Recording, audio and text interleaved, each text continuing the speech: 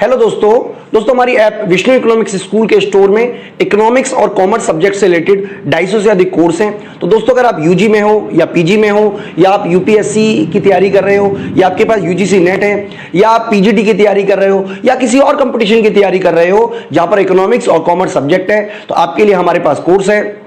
तो दोस्तों हमारी ऐप जरूर डाउनलोड कर लीजिएगा, विष्णु इकोनॉमिक्स स्कूल।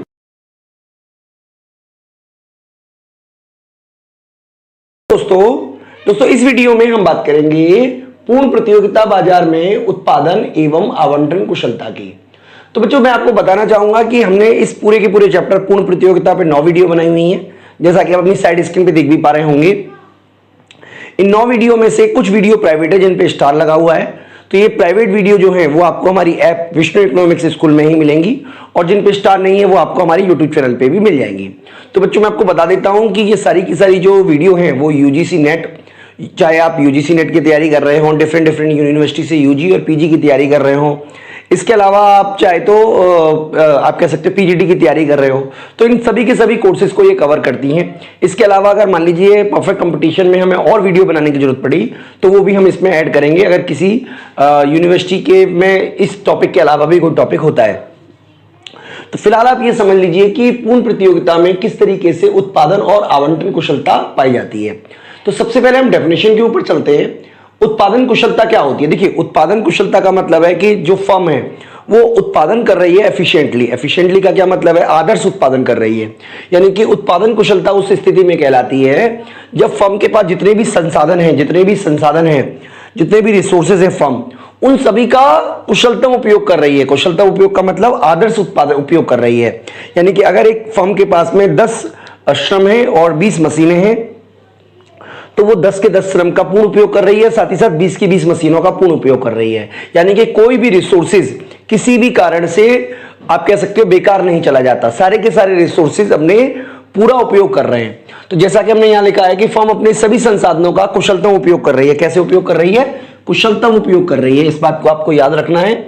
और इसके लिए आवश्यक शर्त है कि जो न्यूनतम औसत लागत पर फर्म काम कर रही हो। आपको याद होगा कि पूर्ण प्रतियोगिता में जो फर्म है वो हमेशा एलएसी जो होता है वो मिनिमम होता है दीर्घकाल में। यानी कि क्योंकि फर्म जो है वो दीर्घकाल में सामान्य लाभ कमा रही होती है और हमेशा एलएसी जो होता है वो न्यूनतम बिंदु पर काम कर रही होती है। अगर आप डायग्राम को ध्यान से देखेंगे तो दीर्घकाल में जो संतुलन बिंदु होता है उसमें एलएसी जो होता है वो मिनिमम पॉइंट पर होता है पूर्ण प्रतियोगिता के अंदर। यानी कि उत्पादन कुशलता जो है वो पूर्ण प्रतियोगिता की एक विशेषता है। यानी कि पूर्ण प्रतियोगिता की स्थिति में ही जो फर्म है वो अपने न्यूनतम औसत लागत पर काम कर रही होती है, जिसकी वजह से उत्पादन कुशलता पूर्ण प्रतियोगिता में पाई जाती है। तो आपको याद रखना है उत्पादन कुशलता कैसे कहते हैं? उत्पादन कुशलता कहते हैं सभी संसाधनों का कुशलतम उपयोग हो रहा हो। और शर्त क्या है इसकी? शर्त यह है कि फर्म जो है वो न्यूनतम औसत लागत पर कार्य कर रही हो। इसके अलावा बच्चों अगर हम बात करें आवंटन कुशलता की, आवंटन का मतलब होता है बंटवारा। यानी कि आवंटन कुशलता उस स्थिति में कहलाती है जब वस्तुओं और सेवाओं का आइडियल डिस्ट्रीब्यूशन हो रहा है। यानी कि जितने भी कंज्यूमर हैं उनके बीच में आइडियल डिस्ट्रीब्यूशन हो रहा है। और आइडियल डिस्ट्रीब्यूशन यानी कि जब आदर्श उत्पादन होगा, आदर्श आवंटन होगा किसके बीच में? अलग अलग क्रेताओं के बीच में। तो उस स्थिति में जो उपभोक्ता बचत है और जो उत्पादक बचत है उसका जो जोड़ होगा वो अधिकतम होगा। तो देखिए यही मैं आपको समझाऊंगा इस पूरे के पूरे वीडियो में कि उत्पादक बचत क्या होती है, उपभोक्ता बचत क्या होती है। उपभोक्ता बचत इधर लिखा हुआ है। उपभोक्ता बचत क्या होती है, उत्पादक बचत क्या होती है, किस तरीके से इसका जोड़ अधिकतम होता है। ठीक है, तो यही मुझे आपको पूरा का पूरा इस पूरे के पूरे चैप्टर में या पूरी की पूरी वीडियो में आपको आगे समझाना है। तो बेसिकली आपको ये जो सेंटेंस है इसको आपको ध्यान में रखना है कि आवंटन कुशलता उस स्थिति में होगी जब वस्तुओं और सेवाओं का आदर्श उत्पादन होगा। और शर्त क्या है? इस स्थिति में उपभोक्ता और उत्पादक बचत का जोड़ अधिकतम होता है। और शर्त यह है कि यानी कि इसे प्राप्त करने के लिए प्राइस और मार्जिनल कॉस्ट बराबर बराबर होनी चाहिए। तो ये जो स्टेटमेंट है, ठीक है, इसी स्टेटमेंट पर यहां से लेकर यहां तक जो स्टेटमेंट है इसी पूरी स्टेटमेंट पर ही हमारी वीडियो है जो कि हम आगे समझेंगे। तो देखिए प्राइस और मार्जिनल कॉस्ट बराबर बराबर होने का क्या मतलब है? जो हमारा डिमांड कर्व होता है वो सप्लाई कर्व के बराबर होता है, ये कंडीशन भी जरूरी है। यानी कि प्राइस जो है मार्जिनल कॉस्ट के बराबर होने का मतलब है डिमांड और सप्लाई भी एक दूसरे के बराबर है। वो मैं आपको समझाऊंगा किस तरीके से, इसी वीडियो में हम आपसे बात करेंगे। तो सबसे पहले देखिए यहां पे दो वर्ड आए, एक तो उपभोक्ता बचत की बात आई है, दूसरा उत्पादक बचत की बात आई है। तो पहले हम समझ लेते हैं कि उपभोक्ता बचत और उत्पादक बचत क्या होते हैं। सबसे पहले हम बात करते हैं उपभोक्ता बचत के बारे में। देखिए उपभोक्ता बचत क्या होती है, पहले वो समझ लीजिए कि उपभोक्ता वस्तु के उपभोग के लिए जो कीमत देने को तैयार है और जो वास्तव में वो कीमत दे रहा है, उसके बीच का जो डिफरेंस है वो उपभोक्ता बचत कहलाती है। मैं आपको दो एग्जांपल देके समझाऊंगा, अगर आपको मेरी बात समझ में आ जाए तो। मान लीजिए कि मैं मार्केट गया शर्ट खरीदने के लिए, मान लीजिए यही शर्ट खरीदने के लिए गया, और इस शर्ट खरीदने के साथ मैंने ये डिसाइड किया या देखने के साथ ही कि मैं शर्ट के लिए मैक्सिमम टू मैक्सिमम 500 रुपए देने को तैयार हूं, ठीक है। लेकिन बाजार में जब मैंने बात की तो उसने मुझे 700 रुपए कहा, तो डेफिनेटली मैं वस्तु नहीं खरीदूंगा भाई। जब मैं देने को 500 रुपए तैयार हूं तो मैं 700 रुपए में क्यों गुड्स खरीदूंगा। तो जब मैंने चलना शुरू किया तो उसने कहा कि भाई जाओ मत, आप बताओ कितने पैसे दोगे। तो मैंने भी कह दिया 400 रुपए दूंगा। फाइनली 450 रुपए में हमारी डील फाइनल हो गई। इसका मतलब इस स्थिति को अगर हम देखें तो वस्तु की कीमत कितनी है वास्तव में तो कीमत 450 है, लेकिन मैं कितना देने को तैयार था, मैं देने को तैयार था 500 रुपए।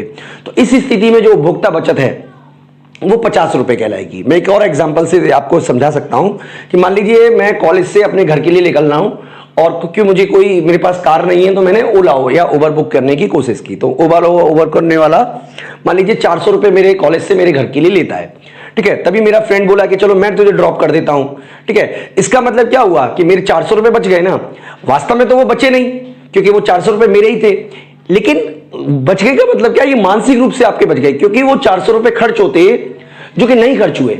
इसका मतलब उपभोक्ता बचत क्या है कि जो कीमत आप देने को तैयार हो, तो 400 रुपए देने को मैं तैयार था लेकिन वास्तव में मैंने कुछ भी पैसा नहीं दिया, तो 400 रुपए की उपभोक्ता बचत हो गई। पहले वाले एग्जांपल में मैं 500 रुपए देने को तैयार था, 450 रुपए मैंने वास्तव में दिए, तो 50 रुपए की उपभोक्ता बचत हो गई। यानी कि उपभोक्ता बचत क्या होती है, उपभोक्ता बचत जो है वो यानी कि जो कीमत उपभोक्ता देने को तैयार है और जो कीमत वास्तव में उपभोक्ता दे रहा है उसके बीच का जो अंतर है वही उपभोक्ता बचत है। यानी कि जो कीमत वो देने को तैयार है और जो कीमत वो वास्तव में दे रहा है, ठीक है, इसका अंतर उपभोक्ता बचत कहलाता है। तो ये आपको बिल्कुल क्लियर कर लेना चाहिए। डायग्राम की हम बात करते हैं। देखिए ये हमारा डिमांड कर्व होता है, बहुत ही सिंपल तरीके से समझने की कोशिश करेंगे। ये डिमांड कर्व है। डिमांड कर्व जो होता है वो एक्चुअल में मार्जिनल यूटिलिटी कर्व भी होता है, ठीक है। ये हमने डिमांड कर्व से एमयू को डेरिवेट करते हैं, वो आपने ऑलरेडी पढ़ा होगा उपभोक्ता संतुलन वाले चैप्टर में। इसका मतलब ये हुआ कि अगर वस्तु की 1 यूनिट में खरीदना चाहता हूं तो मैं वस्तु के लिए इतने पैसे देने को तैयार हूं, ठीक है। इस तरीके से ये पूरा का पूरा कर्व बनता है। अब मान लीजिए कीमत ये डिसाइड हुई, ये वाली कीमत डिसाइड हुई, ठीक है, ये कीमत है। तो यानी कि उपभोक्ता इतनी वस्तु खरीदेगा, यानी कि P0 कीमत पर उपभोक्ता वस्तु की Q0 क्वांटिटी खरीदेगा, ठीक है। तो इसका मतलब क्या हुआ कि ये जो कीमत है, ये वाला हिस्सा, ये है जो उपभोक्ता देने को तैयार है। यानी कि ये डिमांड कर्व क्या दिखा रहा है, जो देने को तैयार है, देने को तैयार है। और ये जो कीमत है ये वाला, ये वो वास्तव में दे रहा है, वास्तव में दे रहा है।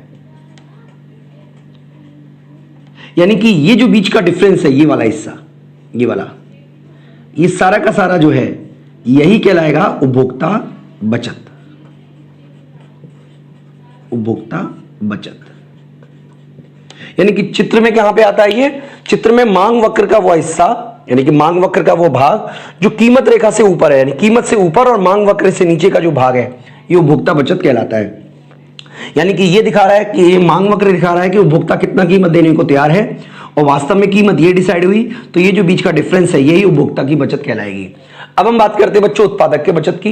देखिए मान लीजिए मैंने 450 रुपए में शर्ट खरीदी और मेरे जाने के बाद ग्राहक यानी कि जो विक्रेता है वो क्या सोचता है कि वो सोचता है कि भाई मैं इस शर्ट को कम से कम 400 रुपए में बेच सकता हूं या 350 रुपए में बेच सकता हूं, इससे कम में मैं नहीं बेचूंगा। यानी कि 350 रुपए जो है वो उसकी न्यूनतम कीमत है। आप कोई भी वस्तु खरीदने जाओ, आप उसे फ्री में तो नहीं ला सकते, हर वस्तु की न्यूनतम कीमत होती है और विक्रेता हमेशा उस न्यूनतम कीमत से ऊपर पर बेचने की कोशिश करता है। जैसे फॉर एग्जांपल अगर हम किसी भी शर्ट की बात करें तो शर्ट कोई 50 रुपए में तो दे नहीं देगा या 20 रुपए में तो दे नहीं देगा। शर्ट चाहे वो कितनी भी अच्छी हो, आपको कितनी भी पसंद हो, आप उसके लिए कितने भी पैसे देने को तैयार हो, लेकिन उत्पादक भी तो अपने नजरिए से सोचता है, उसके नजरिए से भी तो वस्तु की एक न्यूनतम कीमत होती है। तो जो वस्तु की न्यूनतम कीमत होती है वो पूर्ति वक्र के द्वारा दिखाई जाती है। ये पूर्ति वक्र है, ये वाला पूर्ति वक्र है। इसका मतलब ये बताने की कोशिश कर रहा है कि अगर आपका प्राइस P 0 है तो आप 0 क्वांटिटी सप्लाई करोगे, और जैसे जैसे प्राइस बढ़ेगा वैसे वैसे आप ज्यादा क्वांटिटी सप्लाई करोगे। अब मान लीजिए कीमत ये डिसाइड हुई, मान लीजिए कीमत ये डिसाइड हुई, यानी कि इस स्थिति में जो उत्पादक की बचत है वो ये वाला हिस्सा कहलाएगा, ये वाला हिस्सा। ठीक है, उत्पादक बचत कैसे, क्या मतलब क्या है कि जो अतिरिक्त अधिशेष है, अतिरिक्त मतलब एक्स्ट्रा पैसा जो उसे मिल रहा है, कौन सा किससे एक्स्ट्रा पैसा मिल रहा है, यानी कि वस्तु की न्यूनतम कीमत से अधिक जो कीमत मिल रही है, ये न्यूनतम कीमत है। सप्लाई वक्र न्यूनतम कीमत को दिखा रहा है, और जो ज्यादा एक्स्ट्रा पैसा मिल रहा है ये वाला हिस्सा ही उत्पादक बचत कहलाएगा। मैं यहां पे लिख देता हूं उत्पादक बचत कहलाएगा। ये उपभोक्ता बचत है, ये उत्पादक बचत कहलाएगा। यानी कि उत्पादक बचत का मतलब क्या हुआ कि वो कहता है कि भाई 350 मेरी न्यूनतम कीमत है, न्यूनतम कीमत है, यानी इससे कम पे तो वो किसी भी हाल में बेचने को तैयार नहीं है। लेकिन उसने बेचा कितने का, 450 का बेचा, ये वास्तविक कीमत है। तो जो बीच का डिफरेंस है वो उत्पादक बचत है। इसी तरीके से मैं कितना देने को तैयार हूं, 500 रुपए, लेकिन वास्तव में मैंने कितने दिए, 450 रुपए। तो जो कीमत है उत्पादक की वो 50 रुपए डिसाइड हुई है। यानी कि इस स्थिति में उपभोक्ता बचत जो है वो 50 है और उत्पादक बचत जो है वो 100 है।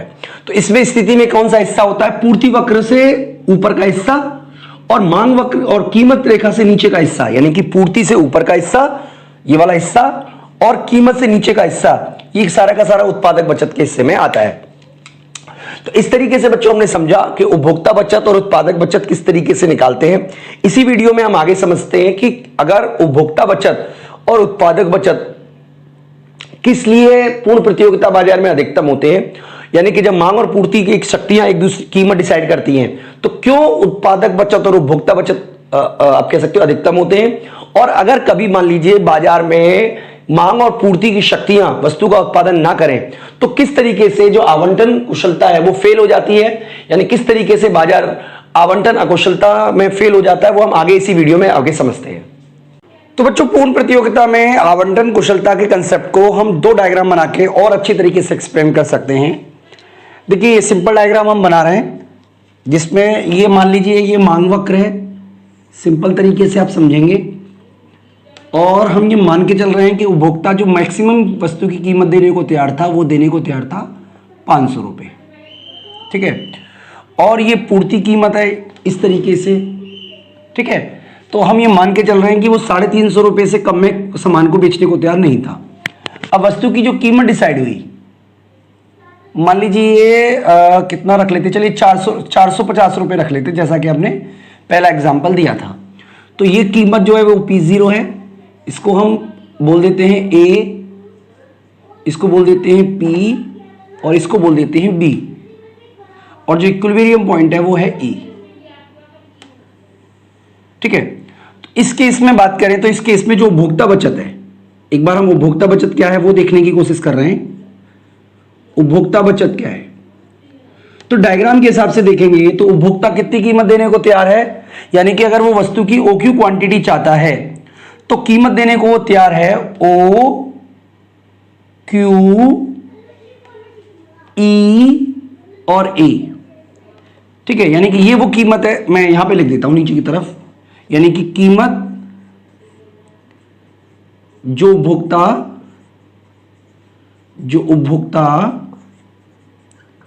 देने को तैयार है,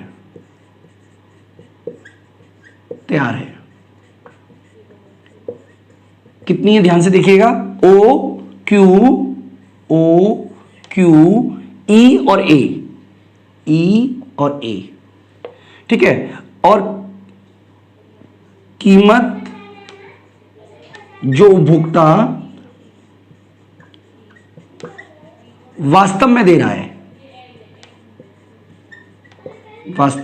रहा है, तो कितनी वो कीमत दे रहा है वास्तव में दे रहा है वो OPEQ। तो इस वाले में से ये वाला जब माइनस कर देंगे, घटा देंगे, ठीक है, यानी कि OQEA में से माइनस कर दोगे आप ओ पी ई क्यू को, तो जो बचेगा वो बचेगा आपका ए, ये वाला ई और क्यू। तो ये जो हिस्सा है, ये वाला हिस्सा, ये सारा का सारा हिस्सा उपभोक्ता बचत की स्थिति में कहलाएगा, यानी कि इसको हम बोलेंगे उपभोक्ता बचत। ठीक है। उत्पादक बचत की हम बात करें तो उत्पादक बचत भी ध्यान से समझ लीजिए। उत्पादक बचत यानी कि उत्पादक को कितना पैसा रिसीव हो रहा है, इतनी क्वांटिटी बेच के रिसीव हो रहा है ओ क्यू ई पी, और न्यूनतम कीमत कितनी है उसकी, ये वाली कीमत, यानी कि वो उसको ओ क्यू ई बी उसको वसूल होना ही चाहिए हर हालत में। तो इस स्थिति में जो हिस्सा है बी पी और ई, ये हिस्सा जो है ये उपभोक्ता उत्पादक की बचत कहलाएगा, यानी कि ये मैं ग्रीन से शेड कर देता हूं, ये हिस्सा जो है वो उत्पादक बचत कहलाएगा, उत्पादक बचत कहलाएगा। ठीक है। अब हमने कंडीशन पढ़ी थी कि प्राइस मार्जिनल कॉस्ट के बराबर होना चाहिए, वो एक बार हम समझ लेते हैं। तो आपने पढ़ा है कि जो सप्लाई कर्व है वो मार्जिनल कॉस्ट के बराबर होता है। ठीक है।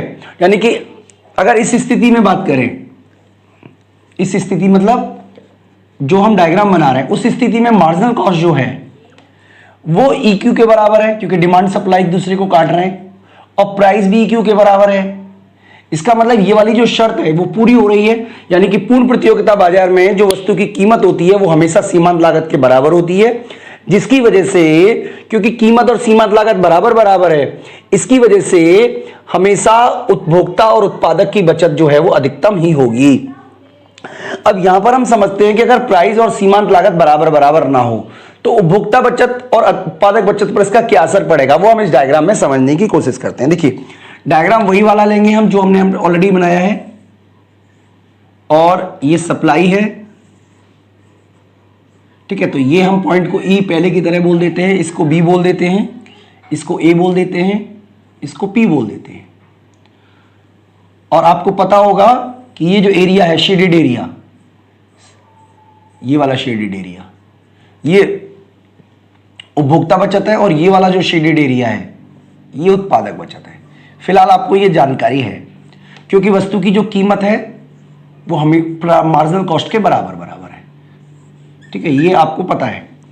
अब मान लीजिए कि ये हमारी मात्रा नहीं होती, इसका मतलब हम क्या करते हैं, कॉस्ट एक ऐसा कर्व लेते हैं, एक ऐसा उत्पादन बिंदु लेते हैं, ये वाला, यानी इस केस में देखिए क्या है, जो मार्जिनल कॉस्ट है वो इतनी है, लेकिन जो प्राइस है वो इतना है। ठीक है, यानी कि इस केस में क्या है, यानी कि इस वाले केस में जो मार्जिनल कॉस्ट है वो प्राइस से कम है। तो देखते हैं कि उत्पादक बचत और उपभोक्ता बचत पर इसका क्या असर पड़ेगा। अब इस स्थिति में आप देखोगे तो केवल अब आपको जो उपभोक्ता बचत है, मैं देखिए नंबर दे देता हूं इसको, A B C D, A B हो गया था, सी यहां लिख देता हूं, डी यहां लिख देता हूं। तो इस स्थिति में अब उपभोक्ता को केवल ए, पी और एफ, डी, यानी कि केवल इतनी बचत ही प्राप्त होगी, यानी कि इतनी उपभोक्ता को बचत का नुकसान हो जाएगा। तो ये जो हिस्सा है, ये वाला हिस्सा, ये उपभोक्ता की एक तरीके से हानि हो गई। यानी कि कहने का क्या मतलब हुआ कि इतना जो संतुष्टि उपभोक्ता को मिलती थी, उपभोक्ता को उतनी संतुष्टि छोड़नी पड़ेगी। यानी कि हो सकता है कि उपभोक्ता वस्तु की 10 यूनिट खरीद रहा था, ठीक है, और हर वस्तु के लिए वो 450 रुपए कीमत दे रहा था, लेकिन अब क्या करना पड़ रहा है, उसको जो वस्तु मिल रही है वो 5 मिल रही है। तो इस स्थिति में आप देखोगे तो उपभोक्ता को ये जो हिस्सा है ये हानि हो गई। इसी तरीके से अगर हम इस वाले हिस्से की बात करें, ये वाला हिस्सा, ये वाला हिस्सा, ये अब उत्पादक को नहीं मिलेगा, यानी कि अब उत्पादक को इतना हिस्सा नहीं मिलेगा, बल्कि अब उत्पादक की जो बचत होगी वो अब होगी कितनी, बी सी एफ पी, ये वाला हिस्सा बचत होगा। तो ये सारा का सारा जो हिस्सा है ये उत्पादक की हानि हो गई।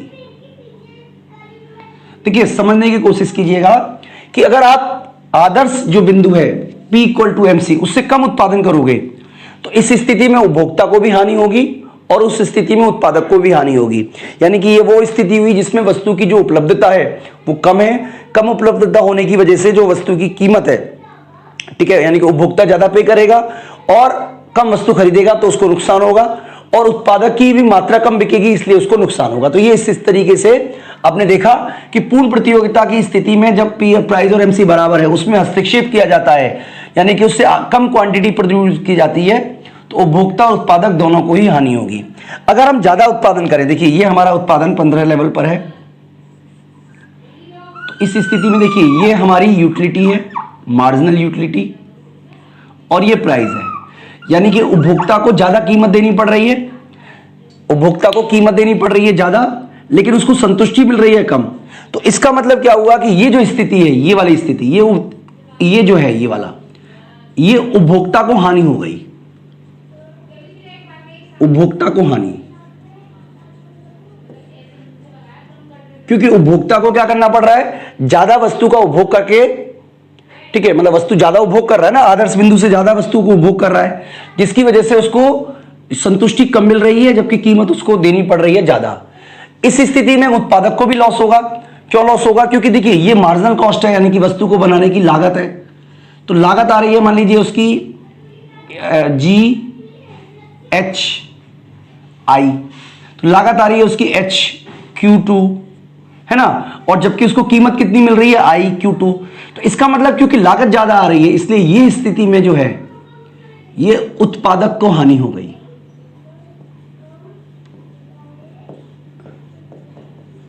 तो सिंपल सरल शब्दों में कहें तो पूर्ण प्रतियोगिता बाजार में जहां पर मांग और पूर्ति की शक्तियां एक दूसरे के बराबर होती हैं, वहां पर उपभोक्ता और उत्पादक बचत अधिकतम होती है।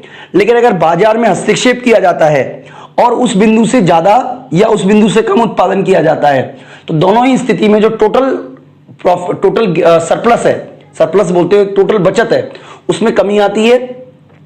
इसलिए पूर्ण प्रतियोगिता एक आदर्श अवस्था है, क्योंकि इस स्थिति में आवंटन कुशलता पाई जाती है। आवंटन कुशलता इसलिए पाई जाती है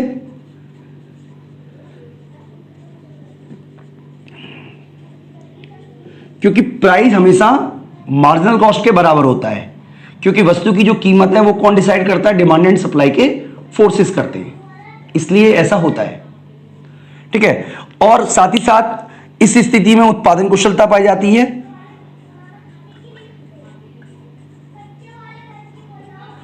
क्योंकि जो फर्म है वो न्यूनतम लागत पे काम करती है, न्यूनतम लागत पे काम करती है।